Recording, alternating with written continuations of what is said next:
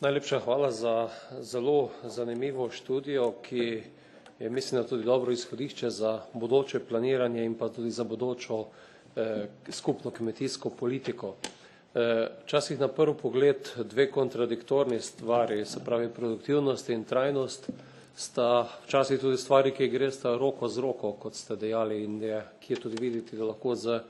več znanja, z novimi tehnologijami tudi dvigniš proizvodno, pa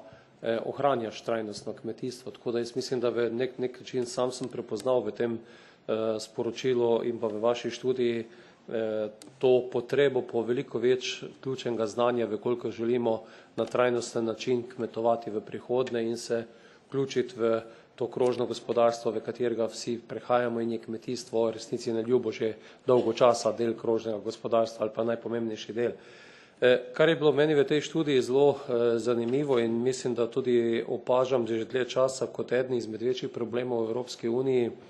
je selitev proizvodne kmetijstva proti severozahodni Evropi. En graf, v katerem ste prikazali, kakšni so outputi, se pravi proizvodi, so zelo nazorni, ki kažejo, kako je severozahodna Evropa tista,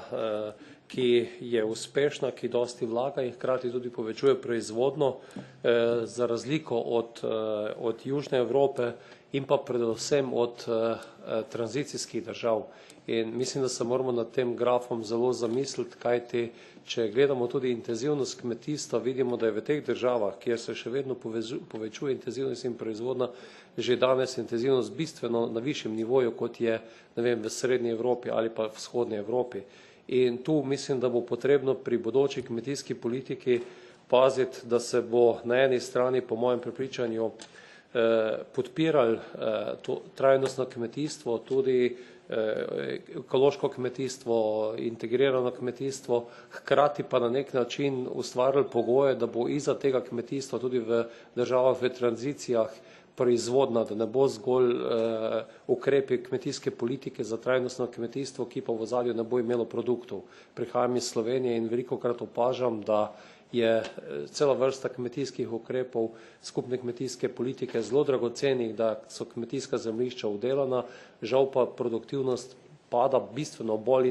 in se včasih dobi človek celo občutek, da več ni v ospredju pridelek, se pravi hrana, ampak zgolj, ne vem, obdelana zemljišča in posledično tudi neka evropska sredstva. To mislim, da je nek moment, ki ga bo potrebno zelo paziti. Vsekakor pa podpiram tisti del, ki ste ga omenili, in mislim, da prinaša lahko veliko v tej smeri v okviru preciznega kmetijstva z novimi tehnologijami, z rabo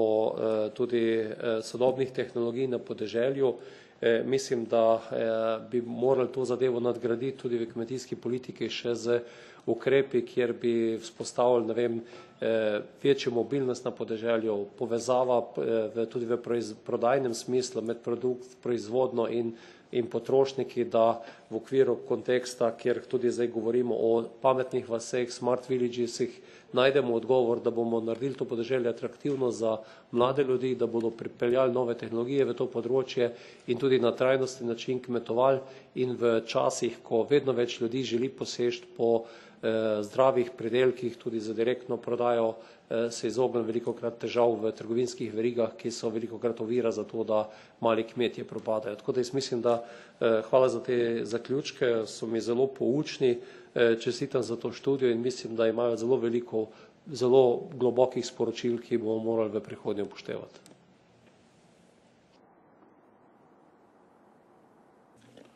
Posel Evropa.